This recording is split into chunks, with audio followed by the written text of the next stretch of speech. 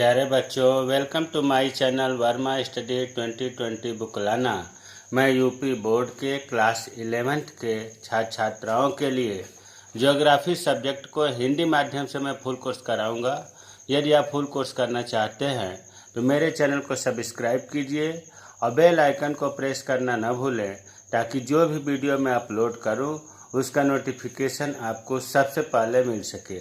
प्यारे बच्चों, इसमें आपको पता है कि इस समय जो चल रहा है किताब भौतिक भूगोल के मूल सिद्धांत, जिसमें चैप्टर 4 आज शुरू होगा, महासागरों और महाद्वीपों का वितरण। इसमें पार्ट 1 है। बहुत ही इम्पॉर्टेंट चैप्टर है और ज़्यादातर इसे बच्चे कठिन जान करके छोड़ देते हैं, लेकिन मैं ऐसा पढ़ाऊँगा कि हमेशा हमेशा के लिए याद हो जाएगा, बशर्ते आप थोड़ा सा ध्यान दें। अगर अभी समय ना हो तो बाद में देख लें वीडियो को, लेकिन जब समय हो तो कंसंट्रेट से, तसल्ली मन से ही वीडियो को देखें। देखिए, इसमें आज जो हम लोग पढ़ेंगे वो है महाद्वीपीय विस्थापन सिद्धांत या महाद्वीपीय प्रवाह सिद्धांत। महाद्वीप जान रहे हैं कि 7 महाद्वीप है और स्थल, बड़े स्थल भूखंड को महाद्वीप कहा जाता है। विस्थापन को ही प्रवाह भी कहते हैं, अंग्रेजी में कॉन्टिनेंटल कहते हैं। मतलब प्रवाह, एक स्थान से दूसरे स्थान पर सरकना, खिसकना विस्थापन हुआ। तो इसलिए आज जो हम लोग थियरी पढ़ेंगे कि महाद्वीपों का विस्थापन कैसे हुआ, महाद्वीपों का प्रवाह कैसे हुआ, इसके बारे में। लेकिन प्यारे बच्चों, जैसा कि पिछले वीडियो में भी आप देखते आ रहे हैं कि कोई भी चीज़ पढ़ाने से पहले मैं कुछ बैकग्राउंड, उससे रिलेटेड जो ज़रूरी है उसे मैं बताता हूँ, जिसे हम आप कह सकते हो स्मृति तथ्य है। तो अभी इस टॉपिक को हम न पढ़ा करके कुछ ऐसी चीज़ें मैं बताना चाह रहा हूँ जो ज़रूरी है जानना। अब देखिए, जैसे मान लीजिए कि पृथ्वी की आंतरिक संरचना आपको पढ़ा दिया गया है। इसमें सबसे ऊपरी जो होता है उसे कहते हैं भूपटल, या इसी को भूपपड़ी भी कहते हैं, अंग्रेजी में कहते हैं क्रस्ट। तो भूपटल जो होता है, जिस पर हम आप रहते हैं, खेती बाड़ी होती है, सभी ऊपर जितनी भी गतिविधियां होती हैं वो भूपटल पर होती है। अब भूपटल को अगर हम देखें, पूरे इस भूपटल, जो संपूर्ण भूपटल है, उसमें जो है 71%, 71% जल है। 71% भाग में जल है, जिसे हम कहते हैं जलमंडल। ठीक है। और 100 में 71% भाग पर जब जल है तो 29% बचा, 29%। 29% भाग जो है स्थल है, स्थल जहाँ पानी नहीं है, और स्थल को स्थल मंडल कहते हैं। ये चीज़ क्लियर हो गया होगा कि पूरे भूपटल का लगभग आप ध्यान से देखें तो 2/3 हिस्सा पानी है, जल है, और 1/3 हिस्सा स्थल है। अब ये जो जल मंडल है या 71% जल है, इसमें मुख्य रूप से महासागर और सागर, समुद्र छोटा, और महासागर, आज जैसा कि आप जान रहे हैं कि महासागर 5 होते हैं, वो आते हैं। और स्थल मंडल में महाद्वीप, और इनका जो छोटा रूप है द्वीप आते हैं। ये मैं कहना चाह रहा हूँ कि जल मंडल में महासागर, सागर, और स्थल मंडल में महाद्वीप और द्वीप आते हैं। अगर ये चीज़ आप नहीं कर सकते तो अभी इस तरह से भी कह सकते हैं कि भूपटल के 2 अंग हैं। भूपटल के 2 अंग हैं। पहला हो गया महाद्वीप और दूसरा हो गया महासागर। ठीक, ये भी वही चीज़ है घुमा फिरा करके। अब देखो, महासागर किसे कहते हैं? जल के बड़े भाग, मतलब जल के बड़े भाग को महासागर कहते हैं। उसी तरह से महाद्वीप को स्थल के बड़े भाग को, स्थल सूखा, जहाँ पानी नहीं है वहाँ आदमी रहते हैं, स्थल के बड़े भाग को महाद्वीप कहते हैं। ज़्यादातर बच्चे कन्फ्यूजन को महाद्वीप क्या है, पर्वत, पहाड़, पठार, पता नहीं क्या क्या बताते हैं। तो आज आप ये जान जाएं कि जो स्थल है उसका बड़ा भाग महाद्वीप कहलाता है और जल का बड़ा भाग महासागर कहलाता है। अब देखिए कुछ और इसमें रोचक बातें, इसीलिए हमने बॉक्स में लिख दिया है कि इसको जो है इसके उत्तर में ये चीज़ नहीं लिखा जाएगा। महाद्वीपों का अधिकांश, अब आपको महाद्वीप पता चल गया कि स्थल के बड़े भाग को महाद्वीप कहते हैं। तो महाद्वीपों के अधिकांश अर्थात 2/3 भाग का विस्तार उत्तरी गोलार्ध में है, इसलिए उत्तरी गोलार्ध को स्थल गोलार्ध भी कहा जाता है। प्यारे बच्चों देखो, जैसे हमने पृथ्वी की संरचना बनाया है, पृथ्वी जो है नारंगी के आकार का अर्थात ध्रुवों पर ऊपर और नीचे चपटी है, तो इसलिए नारंगी के आकार का कहा जाता है, न कि गोला, बाल जैसा नहीं, अंडे जैसा भी नहीं, क्योंकि अंडा ऊपर चपटा नहीं होता है। तो इसका एक सही उत्तर ये कहा जाए कि नारंगी जैसा होता है अर्थात ध्रुवों पर कुछ चपटा होता है। तो यहाँ पर जैसे अभी हमने बताया कि यहाँ पर जो है उत्तरी ध्रुव और नीचे जो है ये दक्षिणी ध्रुव होता है। बीच में जो है, बीच में इसे कहते हैं भूमध्य रेखा। नाम से ही लग रहा है कि पृथ्वी के बीच, भू मतलब पृथ्वी, मध्य मतलब बीच में, भूमध्य रेखा, विषुवत रेखा, 0 अक्षांश रेखा भी से कहते हैं। अब प्यारे बच्चों ये उत्तर हमेशा याद रखो कि जो सामने होता है, किताब हो, ब्लैक बोर्ड हो, नक्शा हो, सामने उत्तर होता है नॉर्थ, और इसका अपोजिट में साउथ, इधर ईस्ट पूरब और इधर वेस्ट पश्चिम होता है। इसलिए सामने उत्तरी ध्रुव और इस साइड में दक्षिणी ध्रुव कहा गया।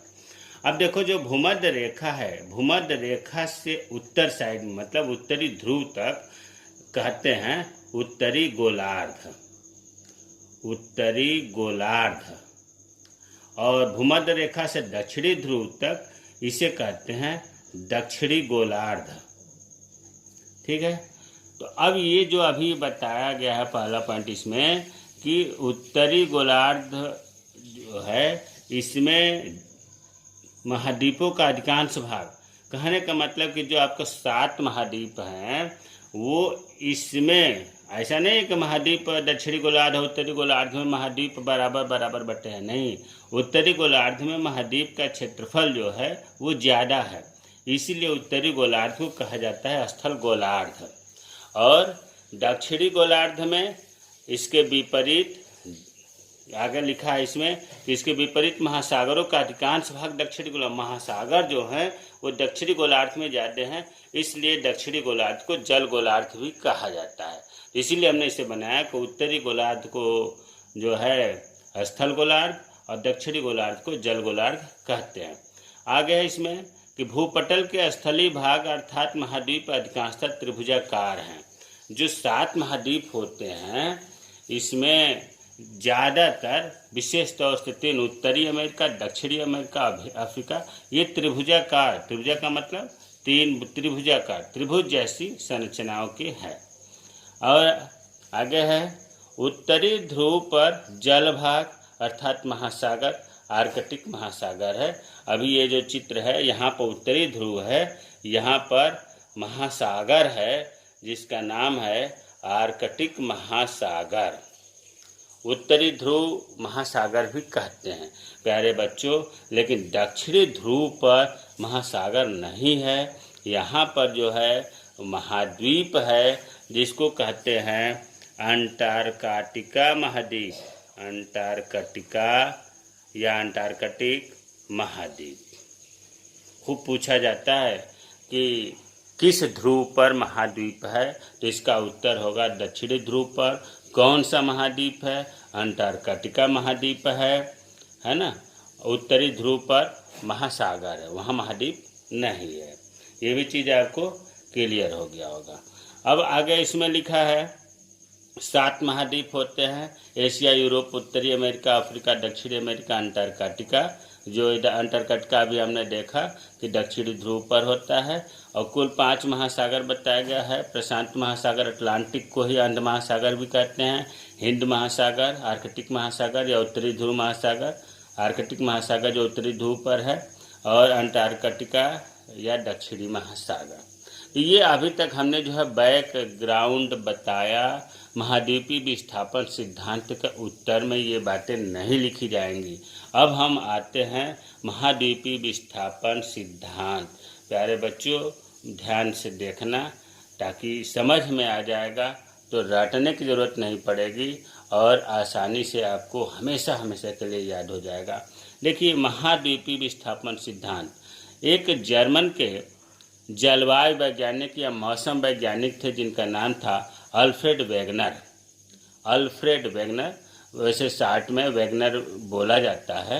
ये जलवायु वैज्ञानिक थे, जलवायु के शोध करते थे, लेकिन इनको ये भूगोलवेत्ता भी थे, अर्थात भूगोल के बारे में इनको बहुत जानकारी थी। तो इन्होंने 1912 में महाद्वीपीय विस्थापन सिद्धांत प्रस्तुत किया। जो हम लोग सिद्धांत आज पढ़ने जा रहे हैं 1912 में वेगनर ने दिया। ये जर्मन के जलवायु वैज्ञानिक थे, मौसमविद वैज्ञानिक थे। वेगनर तो हम इतनी बार नाम लेंगे कि ज़िंदगी भर के लिए हमेशा याद हो जाएगा। वेगनर जो महाद्वीपीय विस्थापन सिद्धांत जिन्होंने प्रस्तुत किया, और ये 1912 में इन्होंने प्रस्तुत किया। अब इसमें देखिए, हमने 4 पॉइंट बनाया है इनके सिद्धांत को, मतलब महाद्वीपीय विस्थापन सिद्धांत को 4 पॉइंट में बनाया है। तो ऐसा नहीं है कि वेगनर ने 4 पॉइंट बनाया। ये तो मैं आपको याद कर सुविधा की दृष्टि से क्रम से पॉइंटों में बना दिया, जबकि आप इन्हें पॉइंट में न करके एक साथ आप इन्हें लिख सकते हैं। तो देखिए, जो पहला चीज़ है, इनके अनुसार, इनके मतलब वेगनर के अनुसार, चित्र को ज़रा ध्यान से देखना। पहले जो आज इस समय 7 महाद्वीप हैं, इन्होंने ये माना कि शुरू में ये 7 महाद्वीप एक थे, जुड़े हुए थे, एक स्थल खंड थे, भूखंड था एक। ये अलग अलग जो आज 7 महाद्वीप है ना, ये ऐसा नहीं था, एक ही बड़ा महाद्वीप था। ये चीज़ें क्लियर हो गया। और इस महाद्वीप के चारों ओर महासागर था, विशाल महासागर, विशाल महासागर। अभी हमने क्या बताया, वेगनर के अनुसार, देखो यहाँ लिख भी दिया हूँ कि सभी महाद्वीप एक अकेले भूखंड से जुड़े हुए थे। जो सभी महाद्वीप आज देख रहे हैं आप, ये एक महाद्वीप थे, अर्थात आपस में जुड़े थे। आज जितने भी आप देख रहे हैं सब इसके भूभाग खंड है। और इस जो भूखंड है, एक जो बड़ा विशाल महाद्वीप है, इसके चारों ओर महासागर था। अब प्यारे बच्चों, यहाँ ये याद रखना है कि जो सभी महाद्वीप आपस में जुड़े थे, इसको वेगनर ने नाम दिया था पेंजिया। पेंजिया अर्थात ये कह लो कि पेंजिया को संपूर्ण पृथ्वी भी कह सकते हैं। उन्होंने नाम दिया कि संपूर्ण पृथ्वी, सभी महाद्वीप मिलकर के पेंजिया इन्होंने नाम दिया। और जो चारों ओर विशाल महासागर था, इसका नाम इन्होंने दिया पैंथालासा। नाम टेढ़ा है, लेकिन पेंजिया पैंथालासा ये आसानी से याद हो जाएगा। ये क्या था? ये विशाल महासागर था। तो पहला आपको ये हमने बताया कि वेगनर के अनुसार सभी महाद्वीप एक भूखंड से जुड़े हुए थे, अर्थात बड़ा विशाल महाद्वीप था जिसको पेंजिया कहा गया। संपूर्ण पृथ्वी को कह सकते हैं पेंजिया। और इसके चारों ओर एक विशाल महासागर था जिसको पैंथालासा नाम दिया गया महासागर का। यह चीज़ क्लियर हो गया। अब देखो, अब दूसरा स्टेप आते हैं। आपको ये पता चल गया कि वेगनर ने पेंजिया और पैंथालासा नाम दिया। अब देखो, अभी हमने जो बताया है दूसरा स्टेप में, यही हमने बताया कि ये पेंजिया है और इसके चारों ओर हमने बताया कि ये पानी भरा हुआ है, सागर, महासागर है, जिसको हमने नाम दिया था, वेगनर नाम दिया पैंथालासा। यही चीज़ तो बताया। अब इन्होंने, वेगनर ने ये माना कि आज से 20 करोड़ वर्ष पहले, कितना बहुत लंबा टाइम की बात हो रही, 20 करोड़ वर्ष पहले ये जो पेंजिया था इसमें विभाजन हुआ। ठीक है, 20 करोड़ वर्ष, आज से 20 करोड़ वर्ष पहले इस पेंजिया में जो बहुत विशाल का भूखंड था, स्थलखंड था, इसमें विभाजन हुआ। अब विभाजन हो करके ये दो भागों में बट गया, दो भागों में बट गया। पेंजिया की बात कर रहा हूँ। और बीच में पानी भर गया।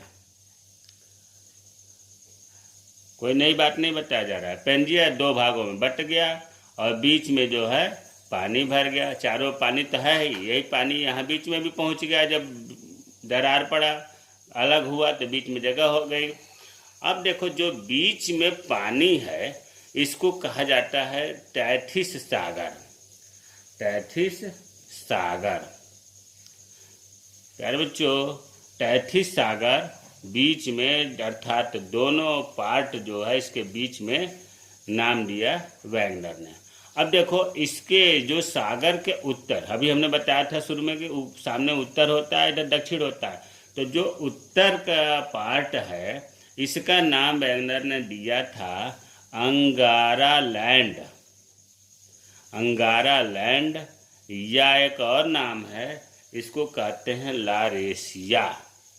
अंगारा लैंड या लारेशिया। और जो दक्षिण साइड में, आपको पता है कि दक्षिणी ध्रुव है तो दक्षिण साइड हो गया। दक्षिण साइड में जो पार्ट है उसका नाम दिया गया गोंडवाना लैंड। गोंडवाना लैंड। तो दूसरा स्टेप हमने यही चीज़ इसमें लिखा है जो अभी हमने बताया है। गोंडवाना लैंड दक्षिणी भाग को कहा वैगनर ने, और उत्तरी भाग को अंगारा लैंड या लारेशिया कहा। और बीच में जो समुद्र था, जो पानी भर गया, टैथिस सागर। प्यारे बच्चों, यही टैथिस सागर जान करके आपको आश्चर्य होगा कि ये महासागर या सागर था। इस समय ये हिमालय पर्वत है। मतलब देखो, यहाँ हिमालय पर्वत कैसे बना, थोड़ा सा आइडिया देख लो कि इधर महाद्वीप हो गया, इधर महाद्वीप हो गया। इन दोनों के महाद्वीपों से जो मलबा आता रहा, बीच में भरता रहा। और आगे आप पढ़ोगे प्लेट विवर्तनिक में, प्लेट टेक्टोनिक में, कि इसके और इसके दबाव से ये जो है बीच का भाग उठ गया, ऊपर उठ गया। अरे भाई, एक सादा पेज ले लो और इस साइड से आप धीरे धीरे दबाओ तो बीच में वो पेज ऊपर उठेगा। ठीक वही यहाँ भी स्थिति है। अंगारा लैंड या लारेशिया और गोंडवाना लैंड महाद्वीप जो है, ये इनके दबाव से टैथिस सागर ऊपर उठा और कुछ मलबा इन दोनों से तो जा ही रहा था, ये ऊपर उठा और आज जो है दुनिया का सबसे बड़ा पर्वत हिमालय पर्वत बन गया। ये वही हिमालय पर्वत है जहाँ पर सबसे ऊंची चोटी माउंट एवरेस्ट है, जिसकी ऊंचाई 8,850 मीटर है। माउंट एवरेस्ट की ऊंचाई 8,850 मीटर है। आप किताबों में देखेंगे तो 8,848, 8,840 कई मिलेगा। तो आप कंफ्यूजन मत होइएगा। 1840 में जो है हिमालय पर्वत का खोज हुआ एवरेस्ट नामक व्यक्ति ने किया था, इसीलिए माउंट एवरेस्ट नाम पड़ा। तो 1840 से लेकर के आज 2020 चल रहा है। लंबे समय में बहुत कुछ हुआ, चेंजिंग हुआ। अर्थात दबाव से हिमालय पर्वत की ऊंचाई बढ़ रही है और 2 मीटर ऊंचा बढ़ गया है। अर्थात इस समय 8,850 मीटर है। तो वही चीज़ इसमें लिखा है। अच्छा, जो अन्य भूगोलवेत्ता थे वो इनसे पूछे वैगनर से, अच्छा ये बताओ, ये तो मान लिया कि पेंजिया का विघटन हुआ, ये दो भागों में बट गया, अंगारा लैंड या लारेशिया और दक्षिण भाग को गोंडवाना ने, ये विखंडन हुआ क्यों, कैसे हुआ? तो इसका उन्होंने उत्तर बताया था कि सूर्य और चंद्रमा के आकर्षण बल के कारण ये विखंडन हुआ। यहीं पर ये इनकी थियरी जो है फ्लॉप हो गई, फेल हो गई, क्योंकि अन्य वैज्ञानिकों ने कहा कि नहीं, सूर्य और चंद्रमा, सूर्य तो बहुत दूर है, चंद्रमा की आकर्षण शक्ति इतनी ज़्यादा नहीं है, जिससे ज्वार भाटा तो समझ में आ रहा है कि आता है, लेकिन इतनी आकर्षण बल नहीं है जिससे कि भूपटल टूट जाए, भूपटल दो भागों में बढ़ जाए। इसका प्रमाण दीजिए, इसको सिद्ध करिए। लेकिन वैगनर ने नहीं सिद्ध कर पाए, अर्थात वो निराश हुए। काफ़ी इनकी बदनामी भी हुई कि ये मतलब सही नहीं है, इसे पुष्टि नहीं कर पा रहे हो। तो खैर कुल मिला करके आने वाले जो सिद्धांत रहे उनमें जो है ये इनसे ज़्यादा तर्क आगे दिया गया। अब हम तीसरा स्टेप आते हैं कि वैगनर ने अब क्या किया। अभी आपने देखा कि पेंजिया जो है दो भागों में बट गया, उत्तरी भाग और दक्षिणी भाग। उत्तरी भाग को अंगारा लैंड या लारेशिया, दक्षिणी भाग को गोंडवाना लैंड कहते हैं। अब देखो तीसरे स्टेप में अभी जो आपने, अब ये चीज़ तो बनाना पड़ेगा ना। अभी इसमें यहाँ आपने देखा कि दो भागों में बट गया, बीच में आपने देखा कि टेथी सागर है और ये उत्तरी भाग अंगारा लैंड या लारेशिया। यार बच्चों यहाँ ये चीज़ मैं बताना चाह रहा हूँ कि ये जो है उत्तरी भाग है जिसको अंगारा लैंड या लारेशिया कहते हैं, इसमें उत्तरी अमेरिका, चार्ट में लिख रहा हूँ, उत्तरी अमेरिका, यूरेशिया, यूरोप और एशिया मिलकर के यूरेशिया बोलते हैं, ये महाद्वीप सटे हुए थे, एक में थे। और जो किसमें अंगारा लैंड या लारेशिया में उत्तरी अमेरिका, यूरेशिया, यूरोप और एशिया, मतलब तीन महाद्वीप जो आज देख रहे हो आप, ये अंगारा लैंड के हिस्सा है। और दक्षिणी भाग में जो बना था गोंडवाना लैंड, इसमें ढेर सारे थे। एक तो दक्षिण अमेरिका था, दक्षिण अमेरिका, और उसके बाद अफ्रीका, उसके बाद भारत, ऑस्ट्रेलिया, बाहर लिख दे रहा हूँ थोड़ा सा कि आप देख भी लेंगे, ऑस्ट्रेलिया, और दक्षिणी ध्रुव पर आर्कटिका। तो कहने का मतलब यह है कि ये जो आप दो भाग देख रहे हो, ऊपरी भाग में, उत्तरी भाग में उत्तरी अमेरिका यूरेशिया महाद्वीप, और निचले भाग में जो गोंडवाना लैंड कहा वैगनर ने, दक्षिण America, Africa, Bharat, Australia, Arktika, इसमें सब आपस में जुड़े हुए थे। और इनका जो है विभाजन हुआ आगे। तीसरा स्टेप ये हुआ कि ये जो महाद्वीप थे इनका विभाजन हुआ। अब हम विभाजन को देखो, यहाँ हमने कर दी उत्तरी अमेरिका है ना, और यूरोप एशिया अलग हो गए, यूरोप एशिया, ये ऊपर वाले विखंडन हुआ। और उसके बाद नीचे आ जाते हैं दक्षिणी गोलार्ध का, दक्षिण अमेरिका, अफ्रीका, भारत महाद्वीप नहीं है, महाद्वीप एशिया महाद्वीप में संलग्न है, और ऑस्ट्रेलिया। यही चीज़ मैं जो इधर लिखा हूँ अलग अलग बना दिया है ना, अलग अलग बना दिया। और ये उत्तरी अमेरिका, और ये देखो हमने थोड़ा सा यहाँ पर गोला बना दिया, लेकिन अभी आपको बताया था कि उत्तरी अमेरिका, दक्षिणी अमेरिका और अफ्रीका ये त्रिभुजाकार हैं। तो इस बात पर थोड़ा सा अन्यथा मत लीजिएगा, क्योंकि ये पहले बताया जा चुका है कि तीनों विशेष रूप से त्रिभुजाकार हैं। और एक चीज़ और बता दूं कि उत्तरी अमेरिका और यूरोप या दक्षिणी अमेरिका अफ्रीका के बीच में अटलांटिक महासागर है।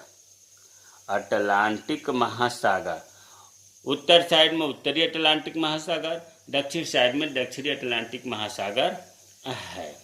तो इस प्रकार जो है महाद्वीपों का निर्माण हुआ। महाद्वीप के रूप में आज जो आप देख रहे हैं, वैगनर ने इस तरह से 3 पॉइंटों से बताया कि इनकी उत्पत्ति हुई। वही चीज़ लिखा है आगे, लारेंसिया व गोंडवाना लैंड धीरे धीरे अनेक छोटे हिस्सों में बट गए जो आज के महाद्वीप हैं। अब अंतिम पॉइंट पाते हैं, चौथा। प्यारे बच्चों, जो ये महाद्वीप बने, विखंडित भाग जो हुआ, इसमें भूमध्य रेखा, बीच में आपको पता है भूमध्य रेखा होता है। भूमध्य रेखा का मतलब यह है कि ऊपर कर्क रेखा, जो भूमध्य रेखा है कुछ इस तरह से है दक्षिणी अमेरिका का कुछ हिस्सा भूमध्य रेखा से ऊपर, कुछ नीचे, अफ्रीका का कुछ हिस्सा ऊपर भूमध्य रेखा से, है ना। अगर हम यहाँ नाम लिख दें भूमध्य रेखा, तो अफ्रीका का भी कुछ पोर्शन भूमध्य रेखा के ऊपर और नीचे है। ऑस्ट्रेलिया प्यारे बच्चों ये टोटल है, टोटल जो है दक्षिणी गोलार्ध में है। अब ये जो विभाजन हुआ था, लिखा है आगे कि पेंजिया का विखंडित भाग उत्तर में, अर्थात ये भूमध्य रेखा की तरफ विस्थापन हुए। विस्थापन का मतलब प्रवाह हुआ, सरकने लगे। ऐसा क्यों हुआ? देखो लिखा है कि उत्तर में भूमध्य रेखा और पश्चिम की ओर, इधर पश्चिम है इधर उत्तर है, तो उत्तर में भूमध्य रेखा की ओर और पश्चिम में ये विखंडित जो महाद्वीप बने हैं, स्थल खंड हैं, भूखंड हैं, इनका विस्थापन हुआ, सरकने लगा। ऐसा क्यों हुआ? देखो भूमध्य रेखा का जो भूमध्य रेखा की तरफ जो विस्थापन हुआ, इसके लिए जिम्मेदार है पोलर या ध्रुवीय फ्लिंग बल बोलते हैं। पोलर या ध्रुवीय मतलब कुल मिलाकर के ये कहिए कि गुरुत्वाकर्षण बल के कारण ये भूमध्य रेखा की ओर विस्थापित होते हैं। और पश्चिम की तरफ जो विस्थापित होते हैं उसके लिए ज्वारीय बल जिम्मेदार है। ज्वारीय बल में मुख्य रूप से चंद्रमा, सूर्य भी लिखेंगे तो गलत नहीं है। तो फिर ये पॉइंट अगर नहीं समझ में आया है तो अभी क्लियर हो जाएगा। देखो प्रवाह संबंधी बल हमने आगे इसलिए हेडिंग बना दिया। आपका महाद्वीपीय विस्थापन सिद्धांत यहीं पर समाप्त होता है, लेकिन इस चौथे पॉइंट को यहाँ हम व्याख्या करना चाह रहे हैं ताकि ये पॉइंट समझ में आ जाए। प्रवाह संबंधी बल जो है, वैगनर ने महाद्वीपीय विस्थापन, प्रवाह को ही विस्थापन कहते हैं, मतलब सरकना, एक स्थान से दूसरे स्थान पर जाना। वैगनर ने महाद्वीपीय विस्थापन के लिए दो प्रकार की शक्तियों को बताया, या ऐसे कहिए कि प्रवाह संबंधी बल दो प्रकार का होता है, पोलर या ध्रुवीय फ्लिंग बल और दूसरा होता है ज्वारीय बल। पोलर या ध्रुवीय फ्लिंग बल जो है ये घूर्णन से संबंधित है। पृथ्वी अपने अक्ष पर पश्चिम से पूरब की ओर घूमती है, घूर्णन करती है, वो पोलर बल के, पोलर का मतलब होता है ध्रुवीय, और फ्लिंग घूर्णन, तो ये घूर्णन से संबंधित है। और ज्वारीय बल सूर्य और चंद्रमा के आकर्षण से संबंधित है। अब ये जो पोलर बल है, इसी पोलर बल के कारण जो विखंडित पदार्थ हैं महाद्वीप के, वो भूमध्य रेखा की ओर विस्थापन होते हैं। वही चीज़ यहाँ लिखा था जो यहाँ नहीं समझ में आ रहा था। पोलर बल के कारण जो विखंडित पदार्थ थे, विखंडित भाग थे, वो भूमध्य रेखा की ओर विस्थापित होते हैं, प्रवाहित होते हैं। और ज्वारीय बल के कारण पश्चिम में विस्थापित होते हैं।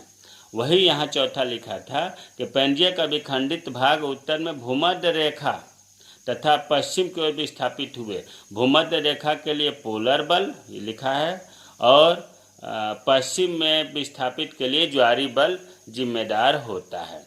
तो हमें उम्मीद है प्यारे बच्चों कि आप लोगों को महाद्वीपीय विस्थापन का सिद्धांत या महाद्वीपीय प्रवाह सिद्धांत समझ में आया होगा। तो कुल मिलाकर के वैगनर ने उस स्टेज पर चला, पेंजिया से लेकर के अभी तक जो बताया, मोटे मोटे पॉइंट यही बताया कि पहला पॉइंट ये बताया कि वैगनर के अनुसार पूरी पृथ्वी को उन्होंने पेंजिया कहा। पेंजिया के चारों ओर महासागर था जिसे पेंथलासा कहा। फिर पेंजिया का दो भागों में विखंडन हुआ, जिसे उत्तरी भाग को अंगारा लैंड या लारेशिया कहते हैं, दक्षिणी भाग को गोंडवाना लैंड कहते हैं। बीच में टेथिस सागर की उत्पत्ति हुई जो आज हिमालय पर्वत का रूप है। फिर उसके बाद जो उत्तरी भाग में अंगारा लैंड या लारेशिया था, उसमें जो संलग्न महाद्वीप थे उनका विखंडन हुआ, अर्थात उत्तरी अमेरिका, यूरोप, एशिया अलग हुए। दक्षिणी भाग जो गोंडवाना लैंड था, उसमें दक्षिणी अमेरिका, अफ्रीका, ऑस्ट्रेलिया, भूमध्य रेखा के ऑस्ट्रेलिया, अफ्रीका ये अलग हुए। उसके बाद पेंजिया का जो विखंडित भाग था वो भूमध्य रेखा की तरफ विस्थापित हुए, जो पोलर बल के कारण हुए। पेंजिया का जो विखंडित भाग कुछ था वो पश्चिम की तरफ विस्थापित हुए, ये ज्वारीय बल के कारण हुआ। यही तो वैगनर का महाद्वीपीय विस्थापन सिद्धांत है। अगर नहीं समझ में आया है तो कमेंट बॉक्स में कमेंट करें, मैं रिप्लाई करूँगा। मेरे चैनल को सब्सक्राइब कीजिए। जय हिंद, जय भारत।